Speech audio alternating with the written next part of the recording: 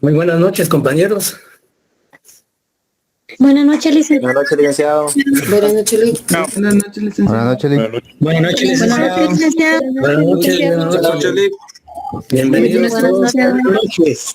Perdonen la demora, pero es para darle tiempo a los compañeros que se conecten.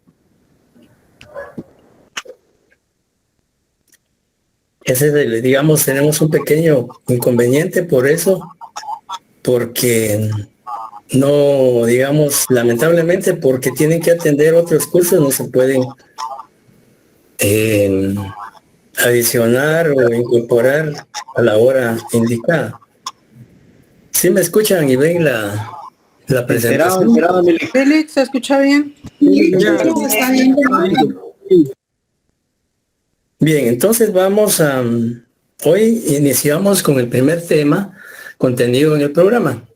Y como ustedes pueden percatarse ya de la lectura del programa que realizaron, aunque sea de una manera muy general y rápida, el primer punto que corresponde abordar en esta reunión es el tema relativo al derecho procesal penal. Cuando se inicia el estudio, el análisis de una disciplina jurídica, es importante siempre destacar los conceptos o las definiciones de esta rama del derecho. Y por supuesto, el derecho procesal penal no escapa a esa situación.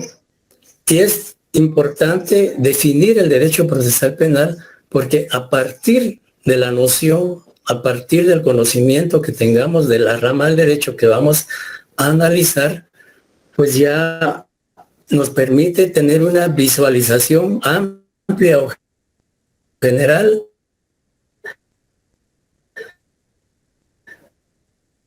de lo que debe ser el derecho procesal penal.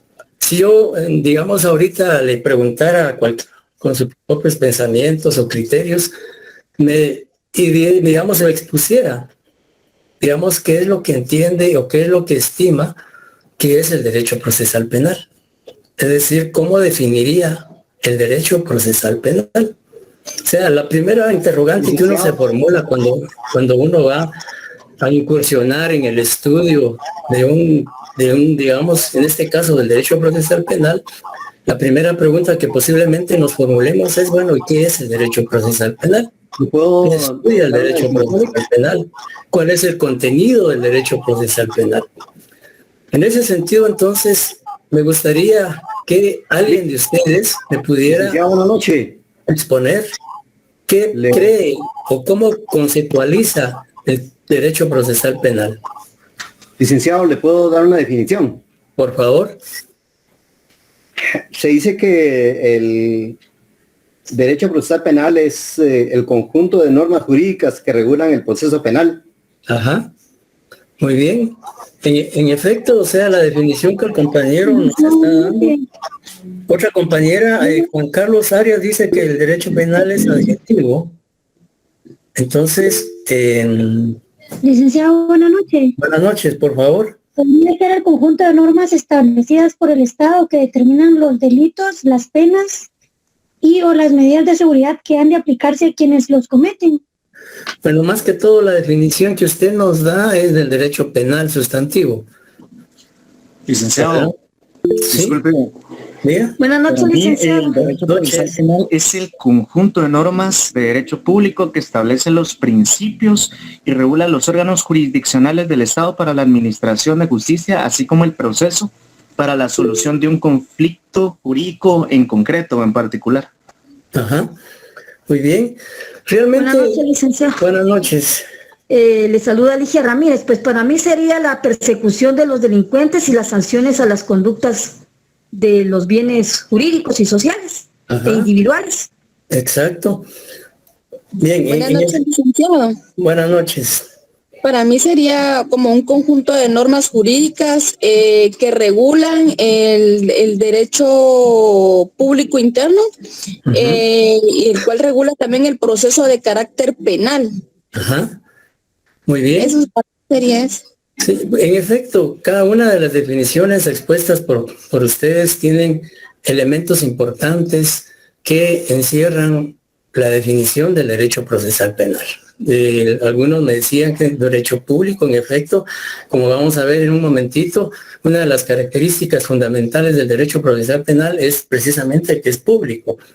También hacían referencia a ustedes que el derecho procesal penal es el conjunto de normas jurídicas que regulan el proceso penal, me decían algunos.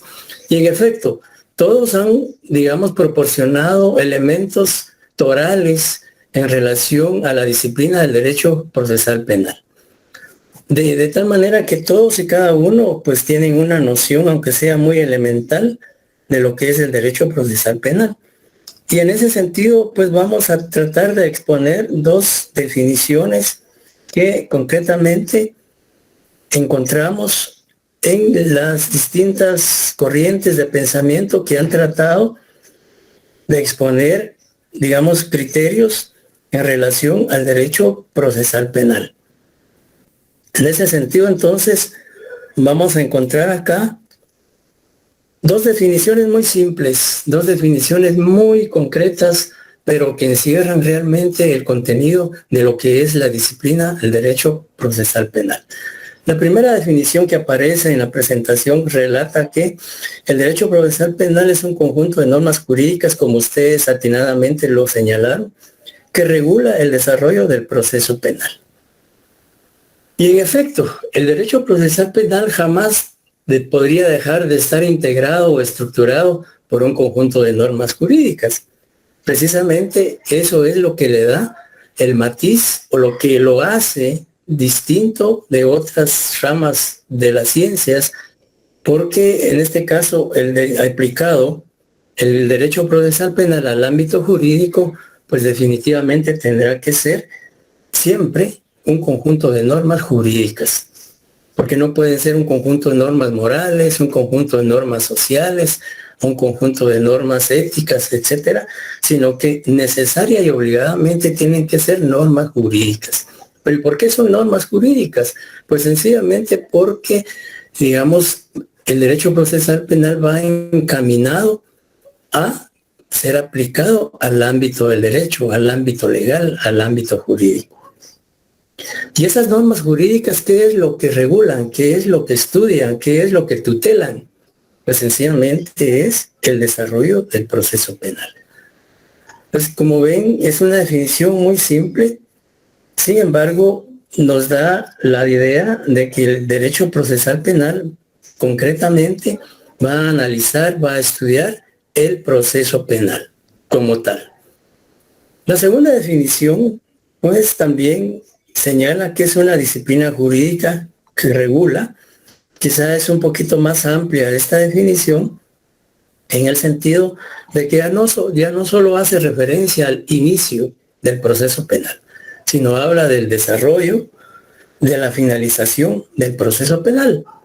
Y es que el proceso penal tiene, digamos, un origen, tiene una génesis, pero no basta el origen o el inicio de ese proceso penal, sino que es indispensable que ese proceso penal se desarrolle en sus diferentes fases, en sus diferentes etapas.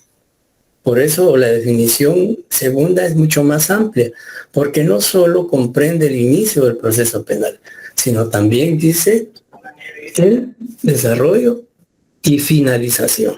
Así como todo proceso tiene un inicio, pues también tiene un final. Y en este caso, el derecho procesal penal, pues va a estudiar, va a enfocar lo que es no solo la génesis del derecho del proceso penal, sino también toda la hilación o todo el proceso que sufre durante todo el procedimiento al cual es sometido un sujeto a quien se le denomina imputado, sindicado o procesado.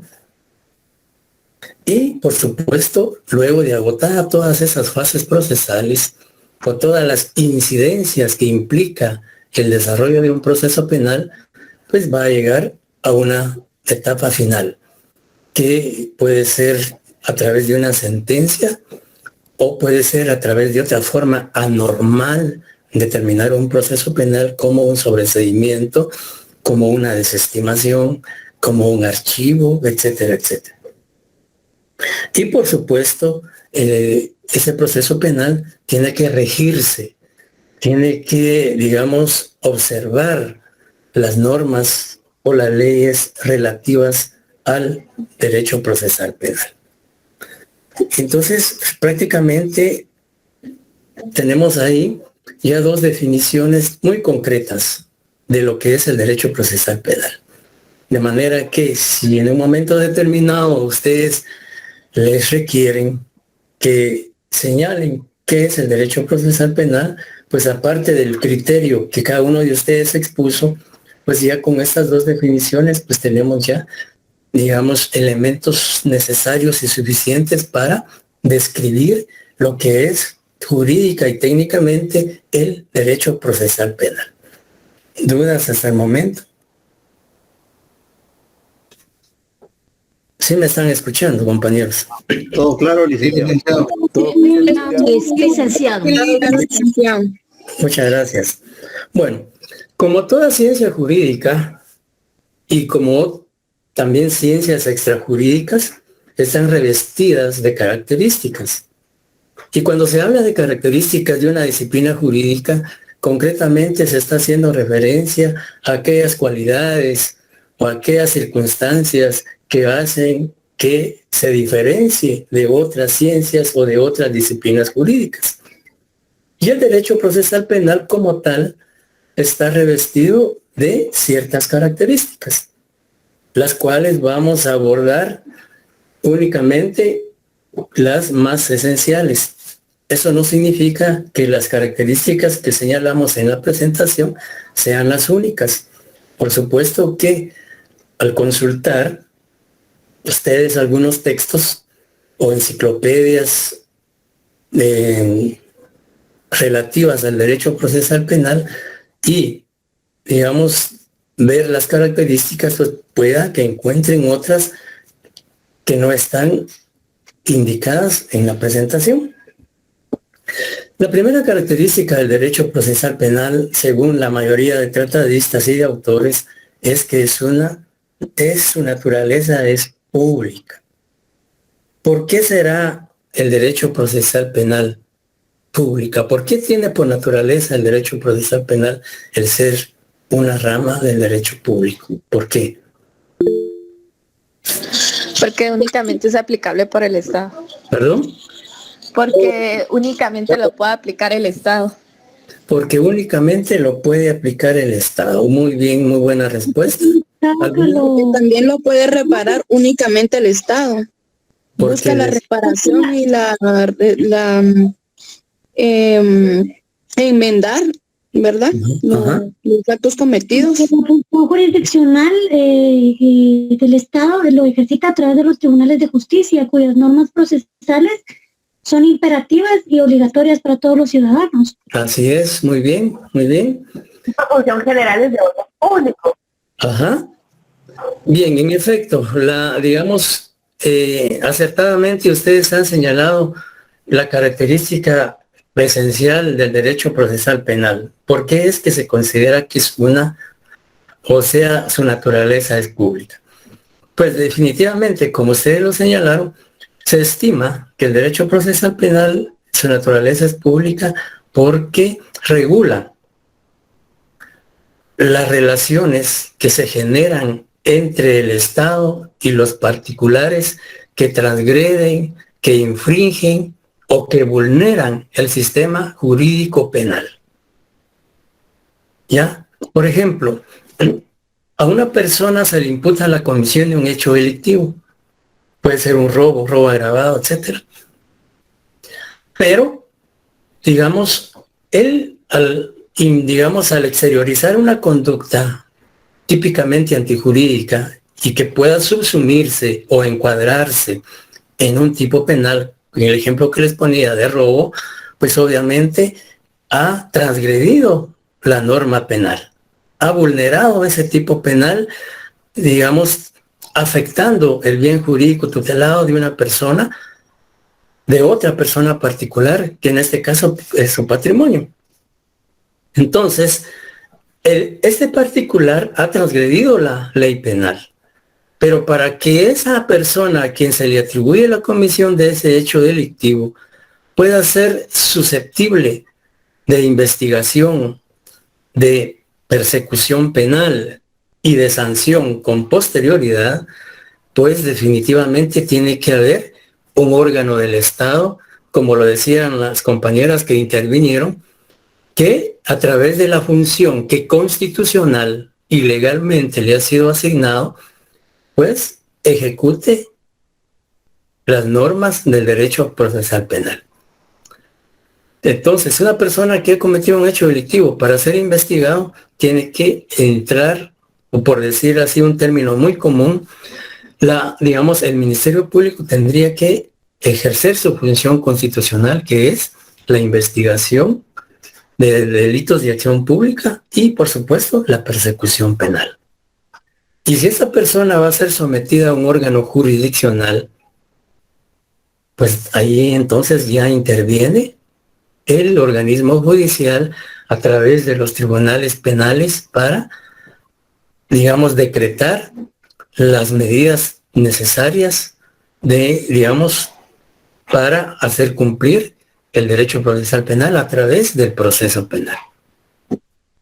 Si esta persona, por el tipo grave del delito que ha cometido, en un momento dado va a ser privado de su libertad por orden de juez, pues allí entra también a participar el sistema penitenciario.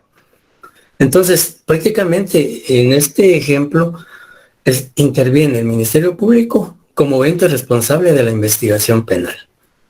Entra el organismo judicial a través de los juzgados penales o tribunales penales, ejerciendo el control de legalidad, el control de garantías y derechos fundamentales de las partes en la aplicación del derecho procesal penal.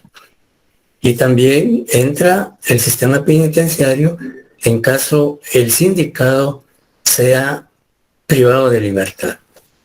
Y en el caso de las víctimas, pues también podría entrar en juego otra institución, por ejemplo, el INACIR,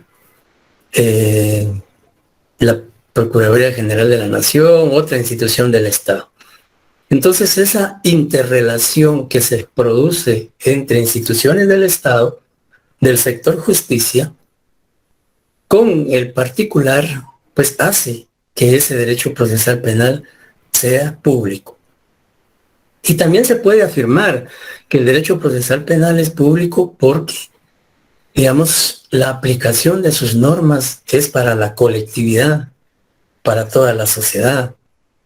¿Ya? Entonces también es público, porque, su aplicación no está limitada o restringida a determinado sector, a determinada población, sino que es a toda la colectividad que pudiese incurrir en la comisión de un hecho punible. Y también se señala que el derecho procesal penal es público porque trata de conciliar la paz social, trata con los intereses individuales, intereses colectivos e intereses individuales. Entonces, por esas circunstancias a las que ustedes y yo hemos hecho referencia, es que el derecho procesal penal es público. La otra característica del derecho procesal penal es que es instrumental. ¿Por qué creen ustedes que el derecho procesal penal es instrumental? Porque es un mecanismo que utiliza para la aplicación de la pena.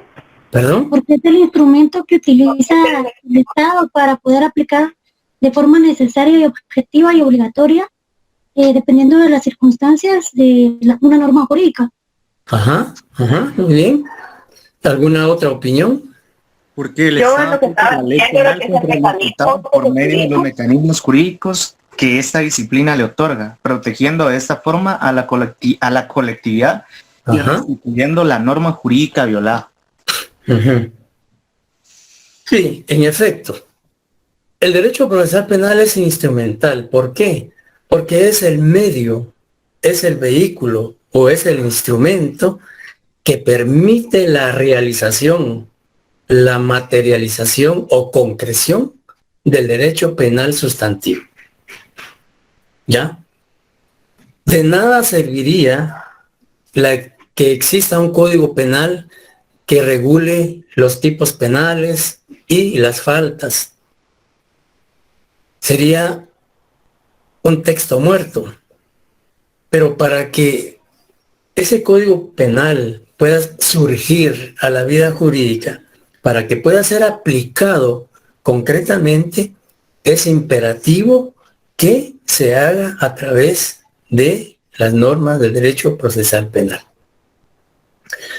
Si volvemos al ejemplo de una persona a quien se le atribuye la comisión de un delito de robo, pues para que esa persona pueda ser sometida a un proceso penal, para que pueda ser investigada, para que pueda ser sancionada en su momento procesal, obligadamente tiene que existir un procedimiento. Y ese procedimiento está establecido en un cuerpo normativo que se denomina Código Procesal Penal. Entonces, hay una relación íntima, hay una conexión insoslayable entre el Código Penal y el Código Procesal Penal, entre el derecho penal sustantivo y el derecho penal adjetivo. O sea, coexisten recíprocamente. ¿Ya? Tampoco se podría iniciar un proceso penal si no hay la comisión de un delito, si no hay la comisión de una falta. Entonces, para que ese proceso penal también surja al ámbito del derecho y pueda de manera práctica desarrollarse, es necesario que exista la comisión de un delito o de una falta. Entonces, ambos derechos, tanto sustantivo como adjetivo, están interrelacionados y no puede existir uno sin el otro. Entonces, el derecho procesal penal precisamente es instrumental, como decíamos, porque es un instrumento, es el medio idóneo o adecuado o pertinente para que el derecho penal sustantivo pueda ser aplicado. No sé si me explico.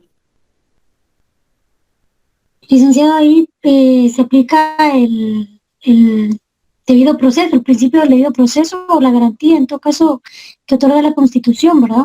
Por supuesto, por supuesto. En el desarrollo de ese proceso penal, obligadamente tiene que sujetarse, como vamos a ver más adelante, a lo que es un debido proceso.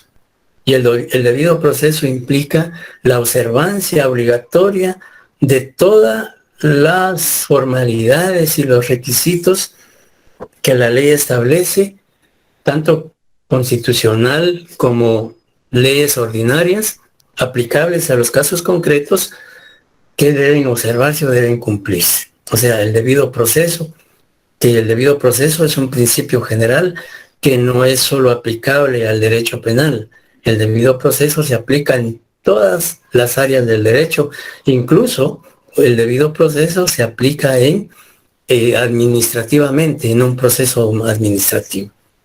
Porque el debido proceso implica el respeto de todos los derechos fundamentales de las partes en un proceso, en este caso penal, y en cualquier otro proceso.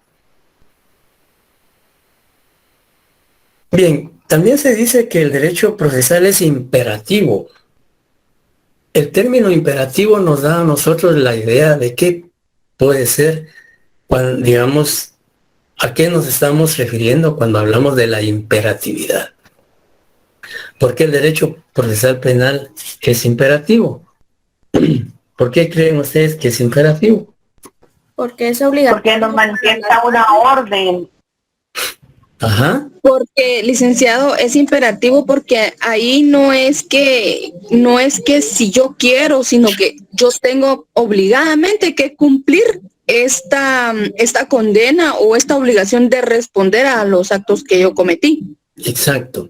Porque no Sí. puedo decir que no quiero o no puedo, sino que lo tengo que cumplir, y yo supongo que eso se refiere a lo imperativo. Así es, así es. Como les decía. Nos manifiesta una orden o una obligación. Ajá, exacto.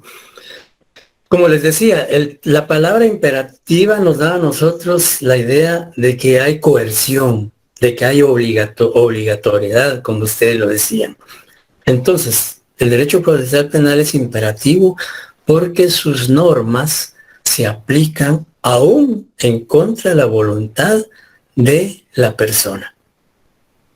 Por ejemplo, el artículo 32 de la Constitución Política de la República de Guatemala habla sobre la citación y también el artículo 173 del Código Procesal Penal. Y la Constitución claramente dice que todo ciudadano está obligado a atender una citación, siempre y cuando se den los requisitos que el mismo artículo 32 de la Constitución señala. Por favor, que alguien me lea el artículo 32 de la Constitución.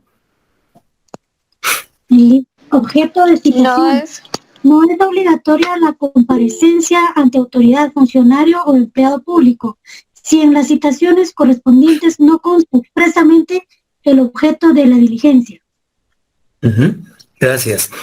Como ustedes pueden ver, el artículo 32 de la Constitución dice que no es obligatoria si no se señala el objeto de la citación.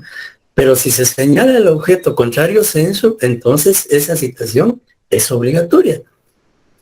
Si un juez penal cita a una persona, en este caso pensemos en un testigo, o por alguna circunstancia el juez necesita que esa persona comparezca ante él por alguna diligencia, lo cita. Y esa citación no le están preguntando al citado si quiere ir o no quiere ir. Es una facultad del juez. El juez está investido de autoridad y como tal tiene esa facultad de citar a las personas. Entonces, allí vemos la imperatividad de las normas del procesal penal, del derecho procesal penal, porque estamos obligados a atender una citación. ¿Ya? Y si no lo hacemos, pues podemos incurrir en la comisión de un delito por no atender la orden de una autoridad competente. Por supuesto, siempre y cuando, como dice el artículo 32 constitucional, esa citación cumpla con los requisitos, las formalidades que establece el artículo 32. En cuanto a la citación, veamos el artículo 173 del Código Procesal Penal. ¿Alguien que por favor lea el 173? Cuando la presencia de alguna persona sea necesaria para llevar a cabo un acto o una notificación, el Ministerio Público, el juez o el tribunal lo citará o residencia o en el lugar donde trabaje. Las citaciones y notificaciones deben realizarse personal del Ministerio Público, el juzgado o tribunal que cite o pretenda notificar. La citación contendrá 1, el tribunal, el funcionario ante el cual debe comparecer; 2, el motivo de la citación; 3, la identificación del procedimiento; y 4, el lugar, fecha y hora en que debe comparecer. Y la segunda parte dice: al mismo tiempo se le advertirá que la incomparecencia injustificada provocará su conducción por la fuerza pública, que quedará obligada por las costas que se causaren. Las sanciones penales y disciplinarias que procedan impuestas por el tribunal competente, y que en caso de impedimento deberá comunicarlo por cualquier vía a quien lo cite, justificando inmediatamente el motivo. Como podemos ver en un ejemplo tan práctico y tan sencillo, allí las normas del derecho procesal penal son imperativas, son obligatorias. No nos dan la facultad de decidir si queremos o no queremos, sino sencillamente se nos está diciendo comparezca. Y tienen que comparecer, salvo que también la misma Constitución y el artículo 173 señalan que salvo causa justificada. Imaginémonos que usted lo citan para mañana, pero usted está, o una persona citada para mañana, pero está padeciendo de una enfermedad o está padeciendo quebrantos de salud y no puede comparecer. Entonces, sencillamente, que justifique. Podría mandar una nota, un certificado médico o cualquier situación al juez y decirle, mire, no puedo comparecer por tal circunstancia. Ahí justificó su incomparecencia. Eso no lo hace incurrir en ninguna responsabilidad, ni penal, ni civil, ni administrativa. Pero por el contrario, si es citado y es debidamente notificado de la citación y no comparece sin justificar, pues el juez puede ordenar que lo vayan a buscar donde se encuentre y con la fuerza pública lo lleven a su presencia. ¿Ya? Independientemente de la responsabilidad penal que pudiera incurrir por no atender esa citación. Y podríamos encontrar en el Código Procesal Penal una cantidad de ejemplos. Otro ejemplo podría ser que si hay una persona que le están atribuyendo a la comisión de un delito de secuestro, por ejemplo, regulado en el artículo 201 del Código Penal, pues definitivamente, si luego de su primera declaración el juez establece que hay elementos que hacen presumir o creer que participó en ese hecho punible, pues puede ordenar su prisión. Y ahí no le están preguntando al imputado si quiere ir a prisión o no quiere ir. Dadas las circunstancias por el tipo penal, por la gravedad del tipo penal y por los medios de investigación que pudiera presentar el Ministerio Público, que relacionen, que vinculen al imputado con el hecho delictivo, pues el juez tomará una decisión de ordenar la prisión. Y ahí el juez no le está diciendo al imputado, mire, ¿usted quiere ingresar a prisión o no quiere ingresar? Él decide porque las circunstancias así lo establecen y ordena su ingreso a prisión, etcétera, etcétera. Entonces, digamos, la imperatividad, pues precisamente eso es, que el acatamiento, el cumplimiento de las normas del derecho procesal penal, aún en contra de nuestra voluntad o consentimiento. Y también se dice que el derecho procesal es formal. ¿Por qué será formal el derecho procesal penal?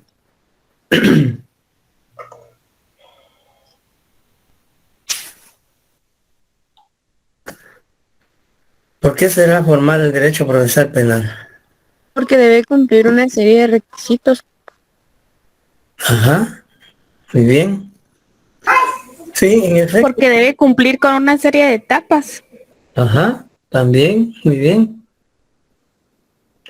Sí, digamos, el derecho procesal penal básicamente es formal porque está estructurado por un conjunto de normas jurídicas cuya aplicación debe ceñirse o debe adecuarse a las formalidades o requisitos establecidos en la ley.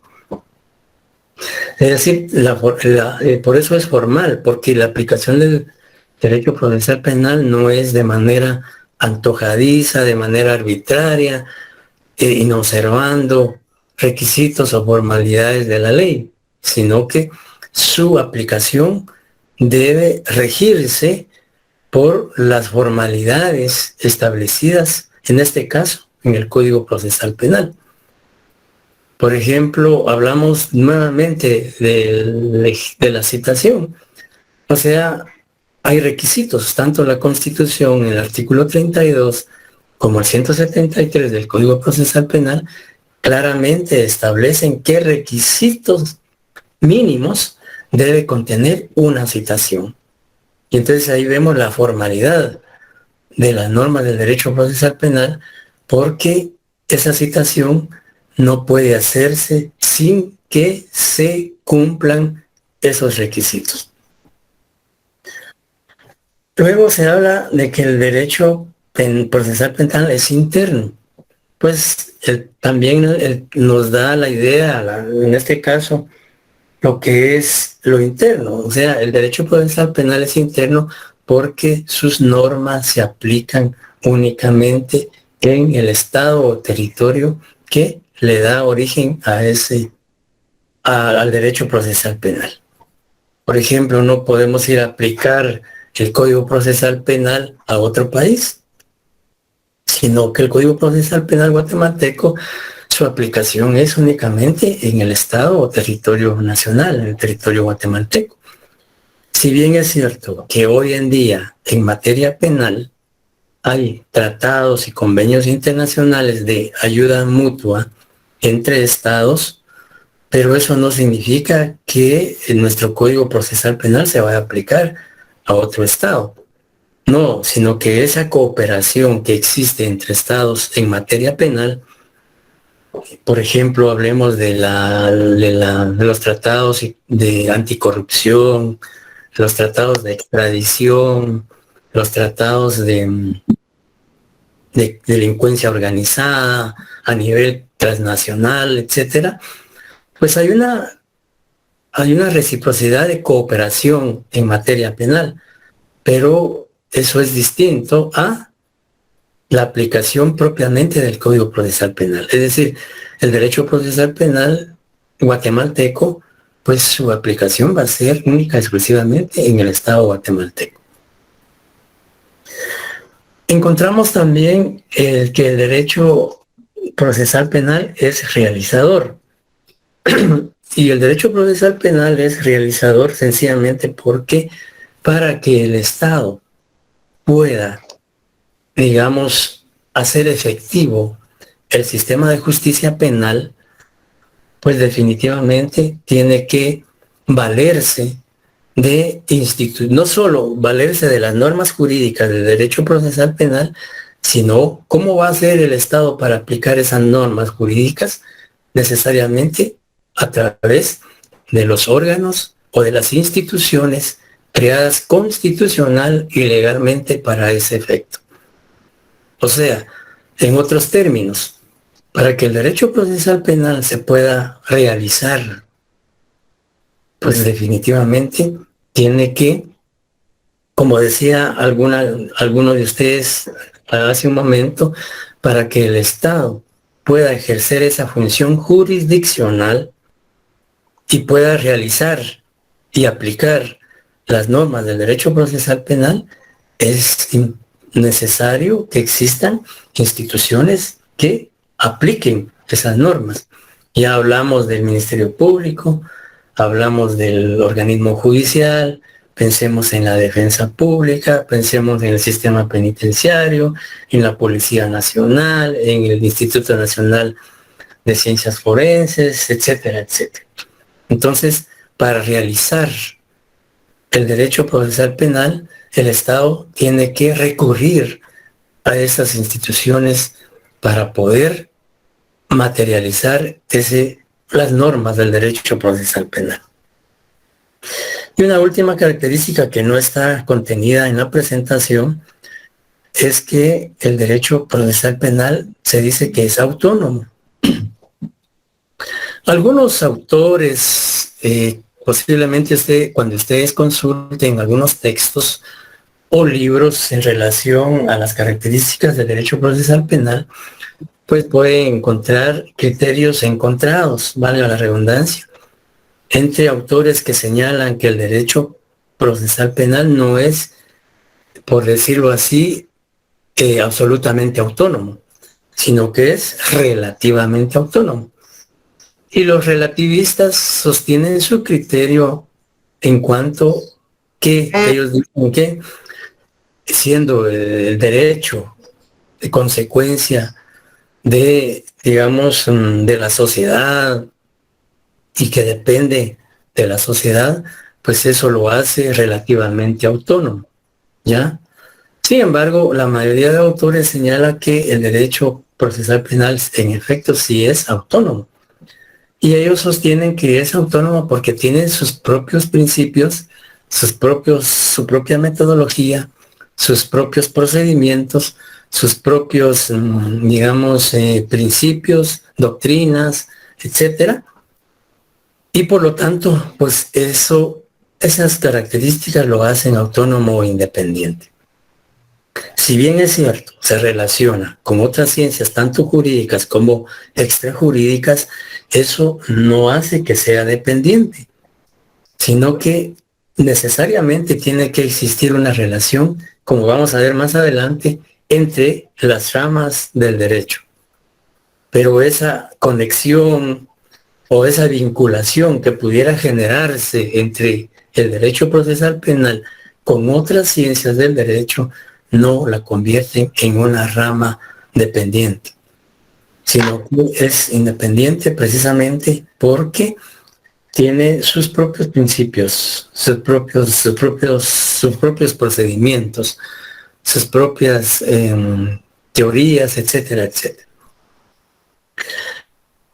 Y también, por ejemplo, el doctor Maynor Parhusen, que ha escrito libros sobre derecho procesal penal, que es un autor guatemalteco y que su libro está recomendado en el programa, en la bibliografía. Él habla, cuando se refiere a la característica de autonomía del derecho procesal penal, él señala que el derecho procesal penal tiene una autonomía legislativa, tiene una autonomía jurisdiccional o jurídica, podríamos decir, y también una autonomía científica.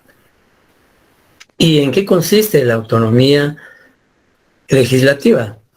Pues la autonomía legislativa del derecho procesal penal concretamente se refiere a que tiene su propio cuerpo normativo. Y entiéndase, existe un código procesal penal, existe un código penal, existen leyes especiales conexas en materia penal, como por ejemplo la ley de narcoactividad, la ley contra la delincuencia organizada, la ley contra el femicidio y otras formas de violencia contra la mujer, la ley anticorrupción, la ley del adolescente en conflicto con la ley penal, etcétera, etcétera, la ley contra el lavado de dinero u otros activos. Todos esos cuerpos normativos hacen que el derecho procesal penal tenga una independencia legislativa. ¿Por qué independencia legislativa? Porque el organismo legislativo ha emitido leyes específicas o que concretamente se refieran y se aplican al ámbito penal. Y la independencia jurídica o judicial, porque también el Estado ha creado órganos jurisdiccionales en materia penal, que son los competentes para juzgar y promover y ejecutar lo juzgado en materia penal. Y también finalmente la independencia o autonomía científica, porque el derecho procesal penal tiene sus propias doctrinas. Hay tantos tratadistas en materia penal, no solo sustantiva, sino adjetiva. Y cada vez les decía yo al inicio del curso que el derecho procesal penal o el derecho penal en general es una de las ramas de la enciclopedia jurídica que más cambios ha tenido, que está en constante evolución. Cada vez surgen nuevas corrientes sobre derecho penal, sobre derecho procesal penal, sobre derechos del imputado, sobre derechos de las víctimas, etcétera, etcétera. Y que por supuesto pues son doctrinas, teorías, tratados exclusivamente en materia penal, tanto sustantivo como adjetivo. ¿Dudas, preguntas hasta ahorita, compañeros? No, licenciado. No, licenciado. Muy bien. Claro, licenciado. Continuamos. ¿Sí? ¿Diga? Disculpe, ¿podría repetir la definición de independencia jurídica? Disculpe. Sí, le decía que para el doctor Maynor Parhusen, la autonomía jurídica que tiene el derecho procesal penal es que el organismo legislativo o el Estado a través del organismo legislativo ha creado, órganos jurisdiccionales, entiéndase juzgados o tribunales con competencia en materia penal. ¿Ya? Por ejemplo, veamos, por favor, el artículo 43. Veamos el artículo 43 del Código Procesal Penal. Alguien que por favor lea el artículo 43 del Código Procesal Penal. Competencia. Tienen competencia en materia penal los jueces de paz, los jueces de primera instancia, los jueces unipersonales de sentencia, los tribunales de sentencia, los jueces de primera instancia por procesos de mayor riesgo, tribunales de sentencia por procesos de mayor riesgo, las salas de la Corte de Apelaciones, la Corte Suprema de Justicia y los jueces de ejecución. Ajá. El artículo 43 claramente hace una clasificación de qué juzgados son competentes en materia penal. Y esos órganos jurisdiccionales, el Estado los ha creado a través del organismo legislativo, ¿ya?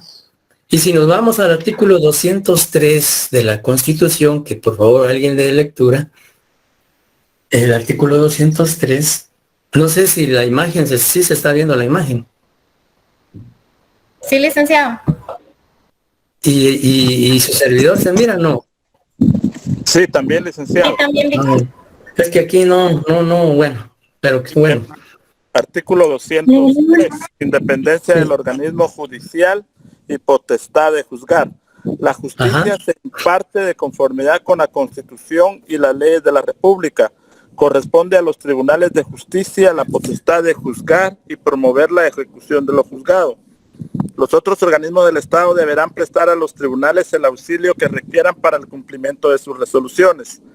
Los magistrados y jueces son independientes en el ejercicio de sus funciones y únicamente están sujetos a la Constitución de la República y a las leyes, a quienes atentaren contra la independencia del organismo judicial, además de imponérseles las penas fijadas por el Código Penal, se les inhabilitará para ejercer cualquier cargo público.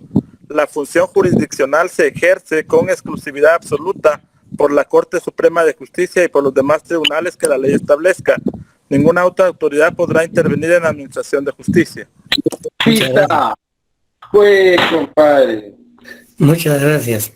Bien, como ustedes pueden percatarse de los artículos que hemos citado, pues ahí podemos encontrar esa característica de la, digamos, autonomía jurídica o jurisdiccional.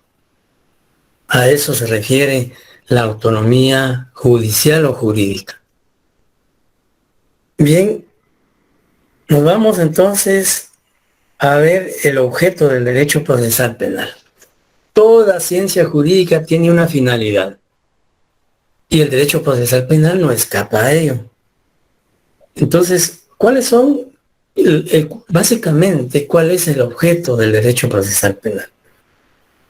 Primero, podemos señalar, dice, la realización de la justicia penal. ¿Ya? El derecho procesal penal lo que busca es que la justicia penal se aplique, que la justicia penal cobre vida jurídica, que la justicia penal no sea letra muerta, que exista únicamente en el Código Penal y que no se le dé vida. Pues ya dijimos que una característica del derecho procesal es que es instrumental y como tal, pues permite la aplicación del derecho penal sustantivo o material. Entonces, el derecho procesal penal busca la realización de la justicia penal. Es decir, que la justicia penal no sea algo lírico, sino que sea, digamos, que se aplique en la realidad cuando una persona ha transgredido la ley penal. Una persona que es víctima de la comisión de un hecho delictivo, al momento de promover la denuncia, busca que se le haga justicia penal, porque han sido vulnerados sus derechos, han sido transgredidos sus derechos e intereses. Y desde el momento que él promueve, plantea o, digamos, promociona una denuncia, pues está buscando que el Estado, a través de las instituciones responsables legal y constitucionalmente, apliquen esa justicia penal. Y dice, a través del proceso penal. Ya claramente hemos señalado que el derecho penal sustantivo solo puede materializarse a través de el proceso penal. Entonces, el primer, podríamos decir, objetivo del derecho procesal es la realización de la justicia penal a través del proceso penal. Luego, alguien al inicio, cuando preguntábamos, hicimos una pregunta, alguien decía reconocimiento de un derecho conculcado. Por supuesto, el derecho procesal penal a través del Estado está obligado a reconocimiento de la vulneración de un derecho. La Constitución de la República, en el artículo 2, garantiza el derecho a la justicia. Alguien que lea el 2 de la Constitución, por favor. Deberes del Estado. ¿Sí? Es deber del Estado garantizarle a los habitantes de la República la vida, la libertad, la justicia, la seguridad, la paz y el desarrollo integral de la persona. Muchas gracias. Como ustedes pueden ver, dice, cuando hablamos del reconocimiento de un derecho conculcado, eso significa que el Estado tiene la obligación constitucional y legal de reconocerle, en este caso a la víctima, que ha sido afectada en sus derechos, en su patrimonio, en su libertad, en su vida, y esa vulneración tiene que ser reconocida por el Estado. ¿Por qué? Porque el artículo 2 constitucional indica claramente que es deber del Estado garantizar la libertad, la vida, la justicia, etcétera, etcétera, que son derechos fundamentales inherentes a toda persona. Y el Estado tiene la obligación de proteger, de tutelar, de resguardar esos derechos. Y al ser afectados, el Estado tiene la obligación de responderle a la víctima o a las personas que han sido afectadas por la comisión de un delito el restablecimiento o reconocimiento de esa afectación. Luego dice la remuneración material o moral del derecho afectado. Por supuesto, si vemos el artículo 124 del Código Procesal Penal, que también pido por favor que alguien le dé lectura al artículo 124 del Código Procesal Penal, que habla al derecho a la reparación digna. Derecho a la reparación digna. La reparación a que tiene derecho la víctima comprende la restauración del derecho afectado por el hecho delictivo, que inicia desde reconocer a la víctima como persona con todas sus circunstancias como sujeto de derechos contra quien recayó la acción delictiva, hasta las alternativas disponibles para su reincorporación social a fin de disfrutar o hacer uso lo más pronto posible del derecho afectado, en la medida que tal reparación sea humanamente posible, y en su caso la indemnización de los daños y perjuicios derivados de la comisión del delito. Para el ejercicio de este derecho deben observarse las siguientes reglas. Número 1, la acción de reparación. Dejemos ahí, gracias. Ok. Ahí encontramos nosotros que, digamos, la reparación digna fue podríamos decir, una reforma que el Código Procesal Penal introdujo en el año 2011. En el 2011 el Código Procesal Penal fue reformado en varios artículos y uno de ellos es la incorporación de la reparación digna. ¿Ya? Recordemos que la comisión de un hecho delictivo genera el nacimiento de dos acciones, la acción penal para la persecución penal y la reparación digna para el resarcimiento de daños y perjuicios provocados por un delito o por una falta. Y entonces también el derecho procesal penal busca la remuneración material o moral del derecho afectado. En cuanto a la reparación moral, pues definitivamente es muy cuestionable, es muy discutido, muy polémico, porque pues se dice que la reparación moral no tiene una cuantificación económica, no puede valorarse monetariamente, sino que la reparación moral es difícil de poder repararse, a diferencia de una digamos, remuneración material, una remuneración económica. Pero ya cuando veamos lo relacionado a la responsabilidad, a la reparación digna, daños y perjuicios, etcétera, pues vamos a explicar con mayor detenimiento lo relativo a la reparación moral.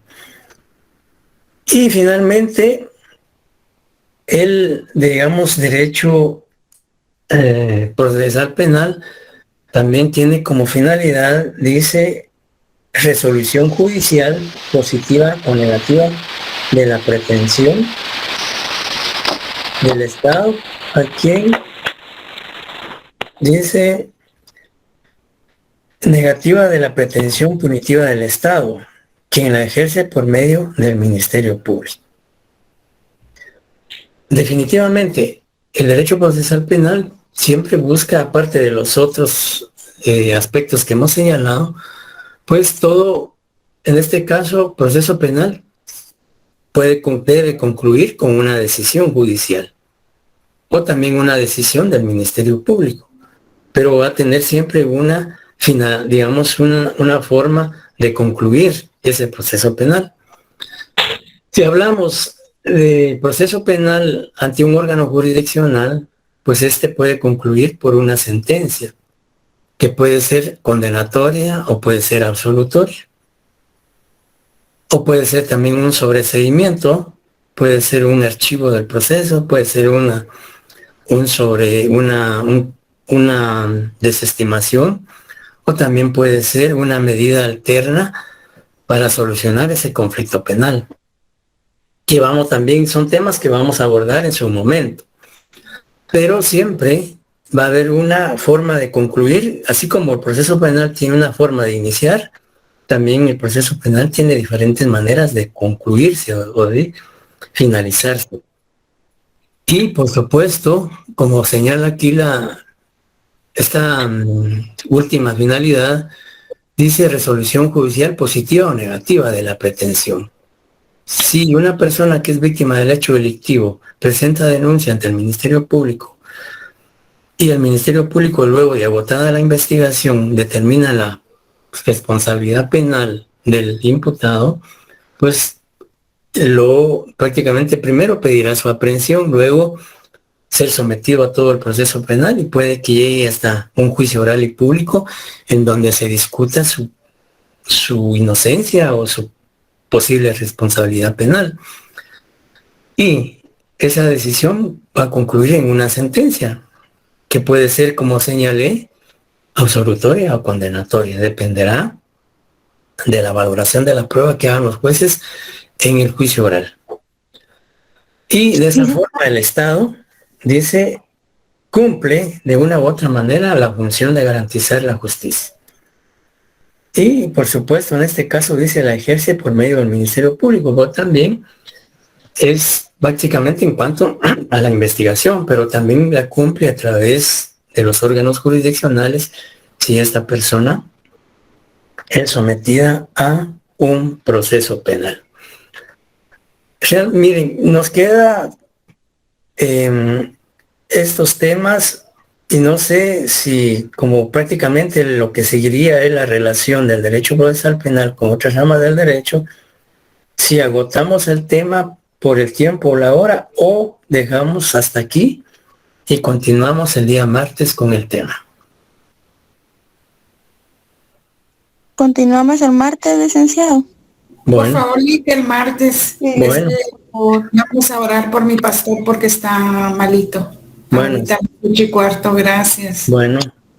Sí, dejémoslo ahí porque prácticamente lo que sigue es importante porque es la relación bueno, todo es importante definitivamente, pero lo que corresponde abordar sería la relación del derecho procesal penal con otras ramas del derecho, con el constitucional, con el penal, con el derecho procesal civil, con el administrativo, laboral, etcétera, etcétera, etcétera.